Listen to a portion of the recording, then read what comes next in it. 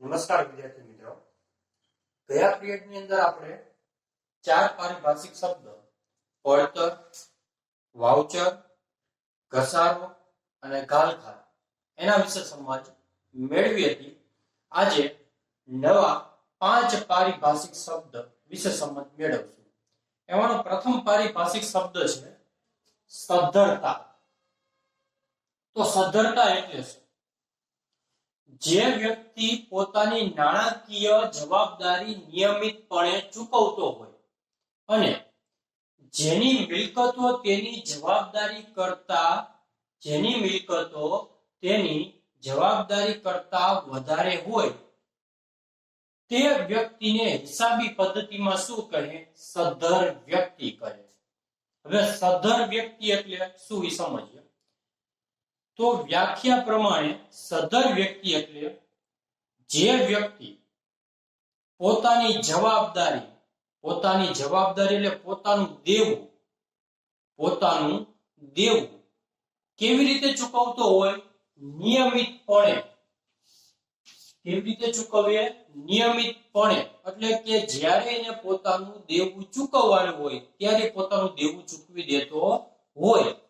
દાખલા તરીકે બેંકના લોનના હપ્તા ભરવાના હોય તો જે તારીખે લોનનો હપ્તો ભરવાનો હોય તે જ તારીખે લોનનો હપ્તો ભરી દેતો હોય તો એને નિયમિતપણે પોતાનું દેવું અથવા તો જવાબદારી ચૂકવી એમ કહેવાય.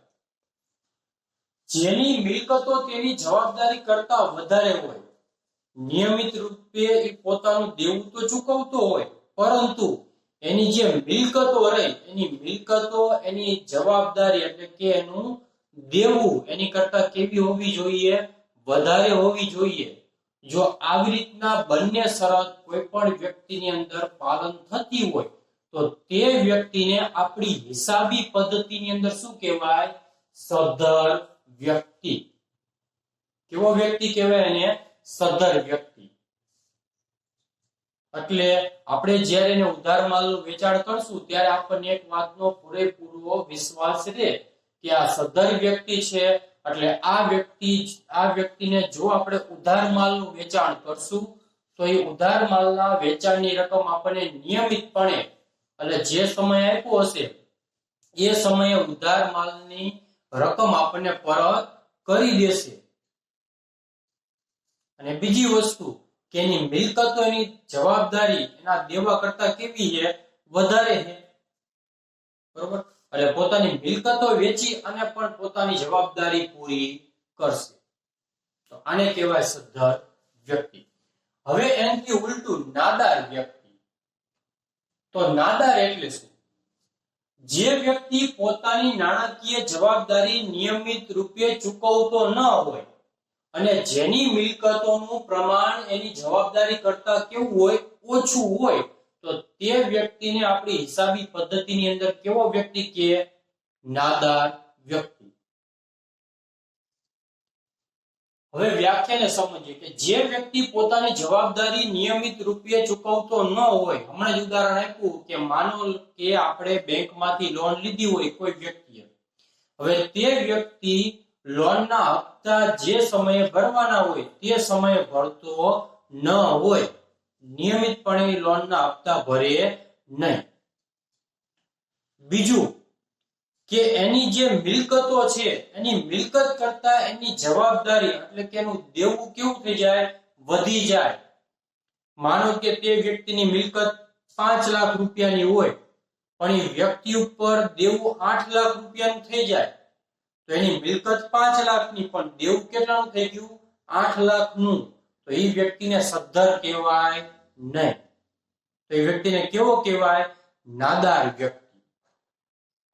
તમને એવો પ્રશ્ન થાય કે સાહેબ ગમે વ્યક્તિને આપણે નાદાર કહી દેવાય? ના.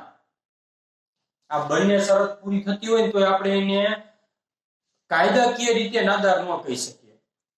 કોઈ પણ વ્યક્તિ ક્યારે નાદાર જાહેર થઈ જાય? તો કે જ્યારે એને અદાલત, કોર્ટ કે અદાલત જ્યારે એને નાદાર જાહેર કરી દે પછી વ્યક્તિ કેવો થઈ જાય? નાદાર જાહેર થઈ જાય.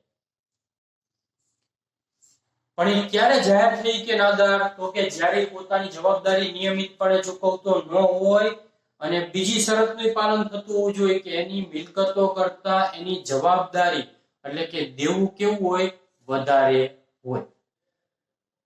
તો આવી વ્યક્તિને આપણે નાદાર વ્યક્તિ કહીશું. ત્યારબાદનો પારિભાષિક શબ્દ છે ખાતું. ખાસ સમજજો, કારણ કે જ્યારે પણ દાખલા ગણશું એટલે ફરજિયાત આપણે ખાતા દોરવાના આવશે અને ખાતાની અંદર આપણા જે એન્ટ્રી હોય એન્ટ્રી મૂકવાની આવશે. એટલે ખાતું એટલે શું ખબર હોય તો બધી જ ખબર પડે. આગળ ચલો, ખાતું એટલે કોઈ ચોક્કસ બાબતને લગતા વ્યવહારોની એક જગ્યાએ વ્યવસ્થિત નોંધ કરી તેની તારવણી કરવામાં આવે તો તેને ખાતું કહે છે. ખાતું એટલે તો કે કોઈ ચોક્કસ બાબતને લગતા, કોઈ ચોક્કસ બાબત એટલે કોઈ એક વસ્તુને લગતા તમામ વ્યવહારો, બધા જ પ્રકારના વ્યવહારો હોય તે બાબતને લગતા બધા જ પ્રકારના વ્યવહારોની શું કરવાની, વ્યવસ્થિત એક જગ્યાએ નોંધ, એક જગ્યાએ તેની નોંધ કરવાની વ્યવસ્થિત, કે જેને કારણે જ્યારે આપણે હિસાબો લખશું ત્યારે આપણને તારવણી અંદરથી મળે, એની ઉપરથી આપણું વર્ગીકરણ આપણે કરી શકીએ, એની ઉપરથી આપણે જે માહિતી મેળવવી હોય માહિતી મેળવી શકીએ. તો આવી રીતના કોઈ એક ચોક્કસ બાબતની કોઈ એક જગ્યાએ વ્યવસ્થિત આપણે નોંધ કરવીને એને હિસાબી પદ્ધતિની અંદર શું કહેવાય, ખાતું કહેવાય. દાખલા તરીકે રોકડ ખાતું, ખરીદ ખાતું, વેચાણ ખાતું. આપણા ધંધાની અંદર રોજે રોજ રોકડ આવતી પણ હોય અને રોકડ રકમ જતી પણ હોય. તો આ રોકડને લગતા જેટલા વ્યવહાર કરવી એ તમામ વ્યવહારોના, એ રોકડને લગતા તમામ વ્યવહારોને એક જગ્યાએ આપણે વ્યવસ્થિત નોંધ કરવાની. તો રોકડને લગતા તમામ વ્યવહારોની એક જગ્યાએ જ્યાં નોંધ કરવીને એને કહેવાય આપણું રોકડ ખાતું. એવી રીતે ખરીદ ખાતું, તો ધંધાની અંદર આપણે વસ્તુની ખરીદી કરતા હોય, કોઈ એક જ વેપારી પાસે નહીં ખરીદી કરતા હોય, અલગ અલગ ઘણા પ્રકારના વેપારી પાસેથી ખરીદી કરતા હોય, પણ આપણે કરવી છે શું, ખરીદી. તો જેટલી પણ ખરીદી કરવી એ ખરીદીને લગતા તમામ વ્યવહારો એક જગ્યાએ વ્યવસ્થિત નોંધવાના. જે જગ્યાએ ખરીદીને લગતા તમામ વ્યવહારો વ્યવસ્થિત નોંધવી તે જગ્યાને આપણે શું કહીશું, ખાતું કહીશું. એવી રીતે વેચાણ ખાતામાં એવી રીતના મિલકતના ખાતા આવશે. તો ખાતાની અંદર આ બાબત ધ્યાન રાખવાની. હવે ઉદાહરણ લેવી એટલે વધારે ખ્યાલ આવે. મેં તમને એક ખાતાનો નમૂનો આપ્યો છે, રોકડ ખાતાનો નમૂનો. આપણે આવી જ રીતના ખાતા બનાવવાના આવશે. ખાતાની હંમેશા બે બાજુ હોય, ઉધાર અને જમા. કેટલી બાજુ હોય, બે બાજુ, એક ઉધાર બાજુ અને એક જમા બાજુ. ખાતું દોરો એટલે તમારી જે ડાબી સાઈડ હોય, ખાતાની ડાબી સાઈડ હોય એને કહેવાય ઉધાર બાજુ, અને ખાતાની જમા સાઈડ હોય એને કહેવાય, ખાતાની જમણી બાજુ હોય એને કહેવાય જમા બાજુ. નીચે વિગત રકમ, વિગત રકમ.